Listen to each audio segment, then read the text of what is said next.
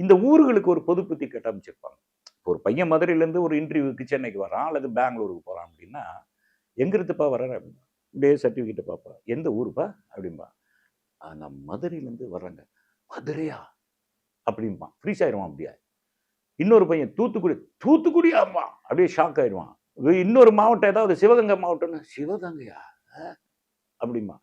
இப்படி ஒவ்வொரு ஊருக்கு ஒரு பொது புத்திய கட்டமைச்சு வச்சிருப்பாங்க. என்னமோ மதுரையில இருக்கிற எல்லாருமே ரவுடி மாரியும், திருநெல்வேலியில இருக்கிற எல்லாருமே அருவாள தூக்கிட்டு திரியிற மாரியும், தூத்துக்குடியில இருக்கிறவன் எப்பவுமே நாட்டு வீடுகளோட தெரியிற மாரியும் ஒரு பொது புத்தி. எல்லா ஊர்லயும் நல்லவனும் இருப்பான், கெட்டவனும் இருப்பான், முள்ள மாரியும் இருப்பான், முடிச்சவைக்கும் இருப்பான். அப்படித்தானங்க ஊர் இருக்கு. அது மாதிரி சென்னையில பார்த்தீங்கன்னா, பகுதிக்கு ஒரு பொது புத்திய கட்டமைச்சிருப்பாய்ங்க. எந்த பகுதின்னு கேட்டு, நான் மயிலாப்பூர். மயிலாப்பூரா? என்பான். ட்ரிப்ளிகன். ட்ரிப்ளிகனா? அதே மாரி வியாசர். வியாசர்பாடியா?